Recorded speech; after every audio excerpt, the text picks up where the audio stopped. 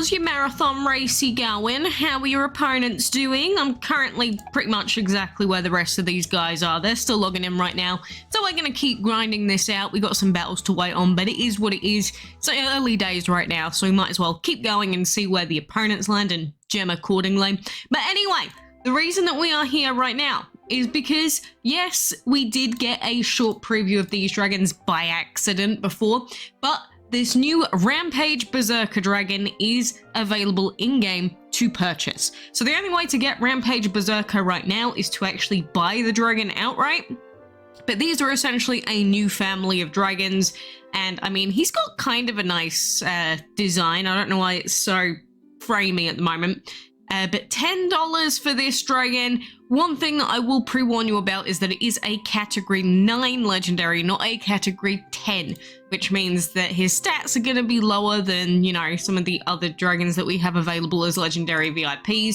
If you do want to see this dragon, you can actually find him inside your codex now, but here he is in the flesh. They look very scary and they've got a terrifying description, but the skills on this dragon, just to go through them, the first skill being Rampage deals low to medium damage but gives an extra turn. If you want a dragon to compare this, or another skill to compare it to, it's essentially almost like the, let's say, Asphyxia in that sense. Low to medium damage but giving an extra turn, so the one that Sinful has. So you will get an extra turn, which means that that can be used to take out, you know, shields and stuff like that, which can be really, really nice. The other skill of Berserk, which is of course the main skill of this dragon, hence the name, is deals increasing damage after knocking out up to 2 opponents. So, if you knock out a dragon and then another one, you're going to be dealing even more increased damage from your usual, which means that obviously then rather than you having Cat 9 stats, you're just going to have boosted attack damage. I haven't done any testing myself, obviously, since I'm free to play, so I can't on exactly how much damage this dragon would be doing, but I think that compared to some of the other legendary VIPs, this dragon probably will not see as much play as some of the others. If we ever get a Cat 10 version of this dragon, or a heroic version of this dragon, man oh man, I could see Berserk being absolutely terrifying. But of course, you have to actually knock out the opponents first, which is the biggest problem. Overall, I can't see him being massively used right now, even if you purchase him. I mean, he's still going to be a legendary VIP. It's still an interesting set of skills, and free turn skills are always going to be good. But just don't expect, like, the best dragon in the whole game if you purchase him right now. It's probably not going to be the case. Of course, you can buy this dragon if you want to. It's just, you know, we've got other legendary VIP options, and I mean, we have healers and stuff like that as well that people like to prioritize. Like, let's just I did that the wrong way around. Deity, for instance, like the skill that we've got on Deity being damages all opponents and heals all allies, which is also good for taking out shields. Of course, he doesn't have anything like an extra turn or anything like that, but the heals on these dragons are massively appreciated. And then the other dragons that we've also got are things like Arcanas, mainly the Arcanas that heal. So, you know, the High Arcana Judgment skill, or if you don't have High Arcana Judgment, we've got Death, who also has Arcana Absorption. So, I don't know, it's hard to compete with skills that are this good, to be honest, at this point. But we can definitely still get some dragons that can do that. And I think that Berserker is not going to be completely useless or anything like that, but you have to actually finish off the opponents to get the boosted damage. So it'd only be if you can actually knock out the first one that you're going to get the bonuses in the first place. So bear that in mind when you purchase the dragon. But it is nice to see them still making new skills, new dragons. It feels like we're getting tons of them. And yes, before you mention it, I've seen the leaks of the upcoming heroic. I'm not going to talk about that until it's officially announced, really, but yeah, it is in game, just it's not too much of a big deal right now, but I at least thought I would go through it and some of the skills so that you can decide whether you want to purchase it for yourself. It's just pay only right now, like a few things in this game. It is what it is, but not going to complain. Anyway, in terms of the rest of the stuff that we've got going on, we do also have quests today that I do want to mention, because these quests could actually be quite useful for you depending on what you want to do and whether you really like the dragons. We do also have Berserker quests.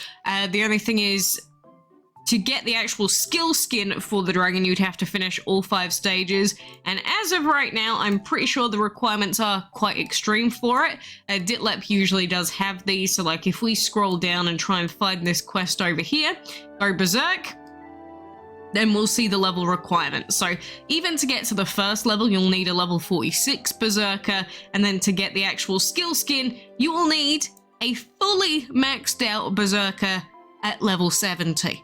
Which is extortionate, very extortionate indeed, but of course it is still a skill skin, so it is going to be something that is going to boost the dragon and make them even better, but you'll need a level 70 for that. So are you going to achieve that in 30 days? You're probably going to end up having to just spend money on back-to-back empowerment. So rather than this skill skin being like the $10 initial purchase, it'd probably be something closer to like $150 if you want to achieve that. As someone that doesn't have a lot of food and that doesn't, you know, just happen to have tons of Empower happy hours in a row with all the jokers available, this is going to be a very expensive skill skin.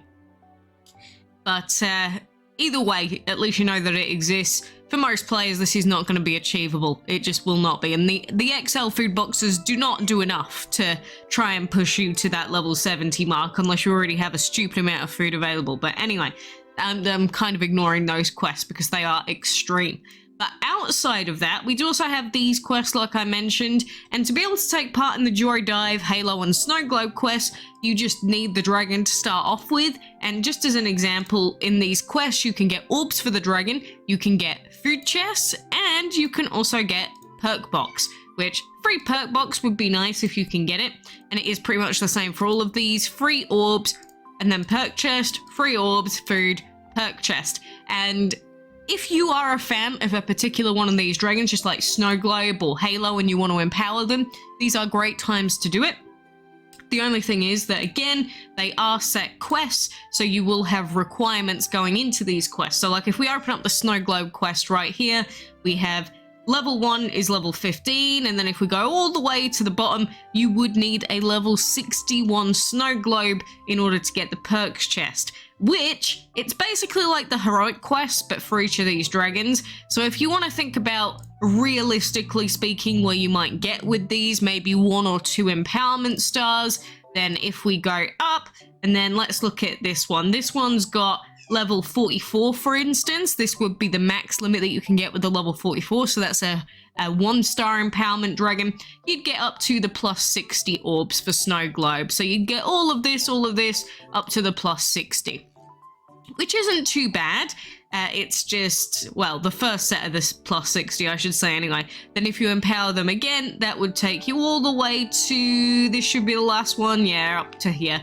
So then you'd get up to the plus 80 orbs if you had them at Empower level 2, but it's going to be the first set of plus 80, so it's going to be this one, stage 12. So you could get a decent amount of orbs, but of course there's the food requirements as well. The one that will be the easiest out of these to complete is going to be the Joy Dive quest, and that is purely because his orbs are getting thrown at you like left, right and center if you collect the baubles. So if you've been collecting lots of baubles, Joy Dive is going to be the easiest, probably also the worst of the 3 to actually have as a leveled up dragon, just because double elements and such, and you know, the mythical badge on the other one, and they look cooler. But at the same time, if you do want to at least get some quests done, you want some free orbs for Joy Dive, and you've got the food for it, you can do that. And I am currently empowering my Joy Dive. If you want to know how many orbs I have right now, we're about to get the 15th bauble once we get to lap 10 in the heroic race, which should be great because then we're going to get Snowglobe orbs, then we can summon it. Halo is currently sitting in a hatchery right now, so we'll wait some time, maybe skip some hours to get this dragon hatched a bit sooner. But in terms of the empowerment, we do have Joy Dive sitting in there, and if I search him up, you'll see that we currently have another 360 orbs of this dragon after the empowerment. So we can easily get maybe 2 stars, maybe even 3 stars on this dragon if we want to. But the question is whether we want to invest the food, which we probably shouldn't, because I have tons of dragons that are not leveled up fully right now, which they should be realistically. Like I've got High Asswing, who's now ready to go, fully maxed out. We've got Nakria, who needs to be leveled up to 69. We've got Jeremy, Corrupted Legend, who needs to be taken up to 69 as well. And we also have Duo Destruct that's going to be done soon as well. So I've got tons of dragons that I really should be leveling up instead. But then I see these quests and they're just so tempting, especially when they're free to play doable. It's my problem. I have a heroic hoarding problem. I have a heroic hoarding quest problem. I know.